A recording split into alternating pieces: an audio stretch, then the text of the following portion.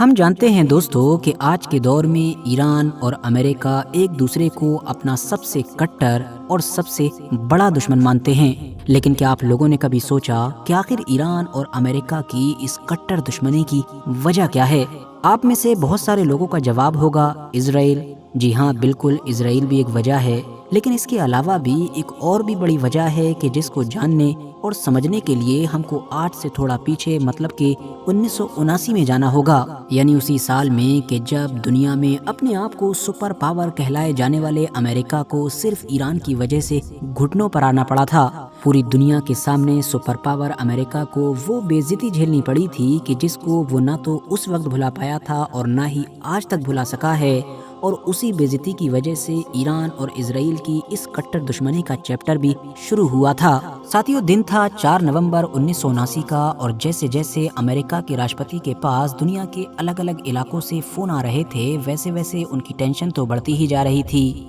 مگر چہرے کا اصلی رنگ اس وقت اڑا کہ جب اچانک سے ان کی نظر سامنے رکھی ہوئی ٹی وی پر پڑی، کیونکہ ٹی وی پر جو ویژولز دکھائی دے رہے تھے وہ دراصل نارمل ویژولز نہیں تھے، کیونکہ ایران کی راجدھانی تہران کے اندر امریکی سٹیزنز کہ جس میں ان کے ڈپلومیٹس اور ساتھ ہی ساتھ ایمبیسی میں کام کرنے والے کرمچاری شامل تھے، ان کی پریڈ کرائی جا رہی تھی۔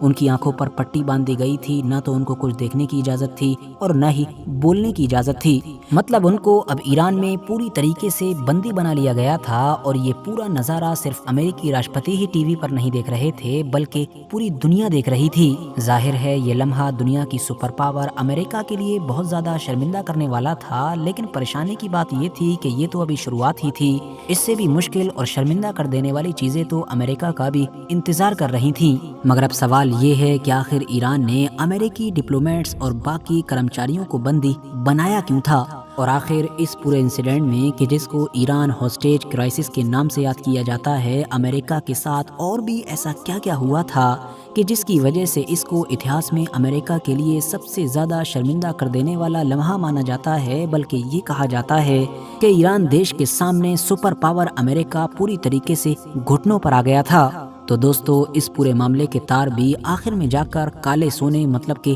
تیل سے جڑے ہوئے ہیں۔ ہم جانتے ہیں کہ ایران مڈل ایسٹ کے ان چند گنے چنے دیشوں میں سے ایک ہے کہ جس کی زمین میں سب سے پہلے تیل کو کھوجا گیا تھا۔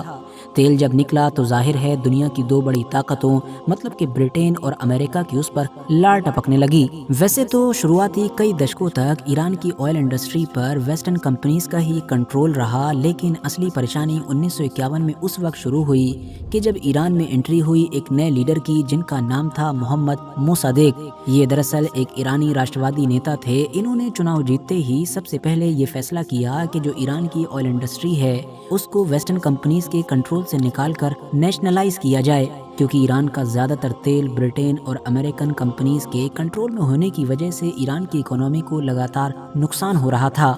لیکن محمد موصدیق کا یہ بڑا فیصلہ برٹین اور امریکہ کے اوپر بجلی کی طرح گرا۔ انہوں نے فوراً ہی اپنے راستے کے کانٹے کو ہٹانے کی تیاری شروع کر دی۔ امریکہ کی CIA اور برٹین کی MI6 خفیہ ایجنسیز نے باقاعدہ تیاری کرنے کے بعد 2 سال کے بعد ہی اپنے پلان کو انجام بھی دے دیا۔ 1953 میں ایران کے اندر تختہ پلٹ کروایا گیا اور ایک نئے لیڈر کو بیٹھایا گیا جن کا نام تھا محمد شاہ رضا پہلوی۔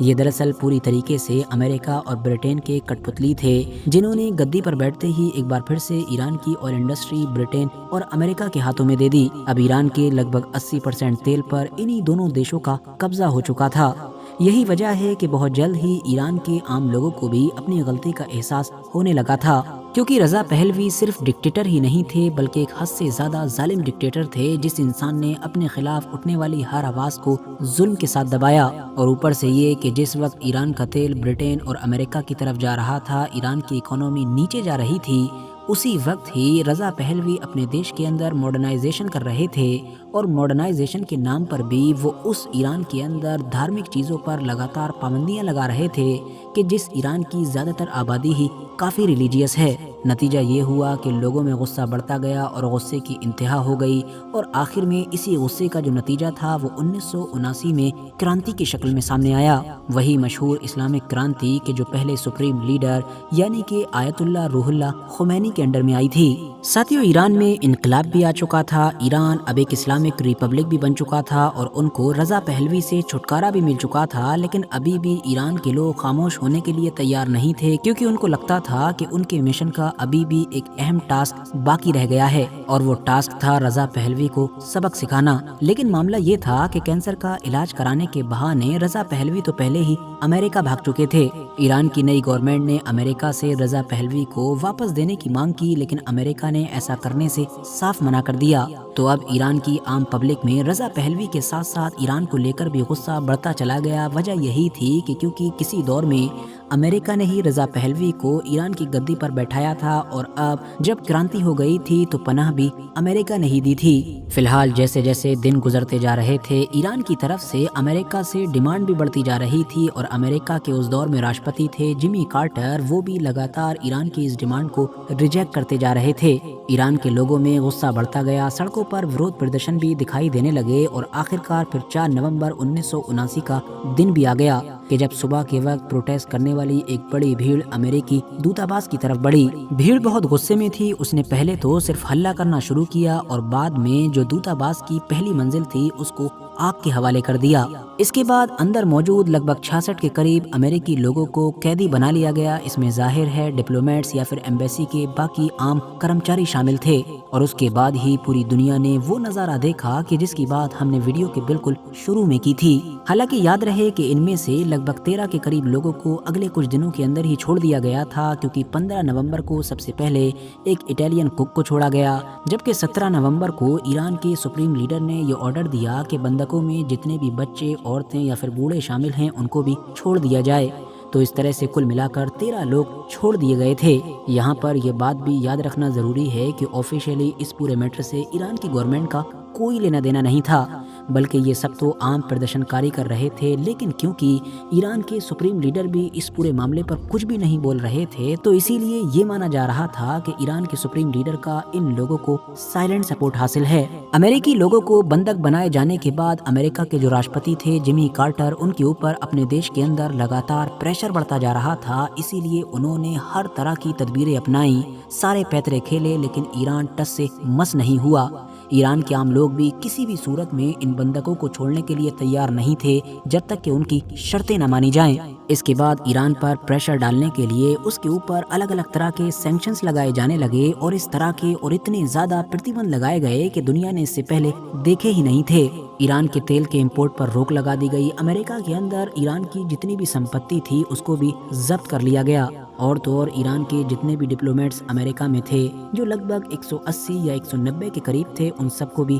ہٹا دیا گیا۔ UN سیکیورٹی کونسل نے بھی ایک ریزولوشن پاس کیا جس میں ایران کو صرف 7 سے 8 دن کا ٹائم دیا گیا کہ اتنے دن کے اندر امریکہ کے بندکوں کو چھوڑ دو، ورنہ تمہارے اوپر الگ الگ طرح کے سینکشنز لگائے جائیں گے۔ لیکن ایران تب بھی نہیں مانا۔ آخر میں امریکہ نے ایران کو فوجی کارروائی کرنے کی دھمکی دی، لیکن اس کے بدلے میں پھر ایران نے بھی امریکہ کو دھمکی دے ڈالی اور کہا کہ اگر تم نے فوجی کارروائی کے بارے میں سوچا بھی تو ان سارے بندکوں کو ایمبیسی کے اندر ہی آگ لگا کر مار دیا جائے گا۔ آخر میں جب کسی بھی طرح سے بات نہیں بن رہی تھی تو فائنلی امریکہ کے راشٹرپتی جمی کارٹر نے خفیہ طور پر ایک ریسکیو آپریشن کرنے کا فیصلہ کیا، اور اس خفیہ آپریشن کو امریکی فوج نے نام دیا تھا ایگل کلو کا۔ پلان یہ تھا کہ فائٹر جیٹس کی مدد سے امریکن کمانڈوز کو جو ایمبیسی ہے اس کے کمپاؤنڈ میں اتارا جائے گا، اور اس کے بعد وہ لوگ وہاں سے بندکوں کو چھڑا کر لائیں گے۔ لیکن ہوا یہ کہ جس دن اس پلان پر کام کیا جا رہا تھا اسی دن ریگستان میں خطرناک آندھی آئی۔ نتیجہ یہ ہوا کہ امریکہ کے زیادہ تر فائٹر جیٹس میں تو کوئی نہ کوئی ٹیکنیکل پرابلم آ گئی،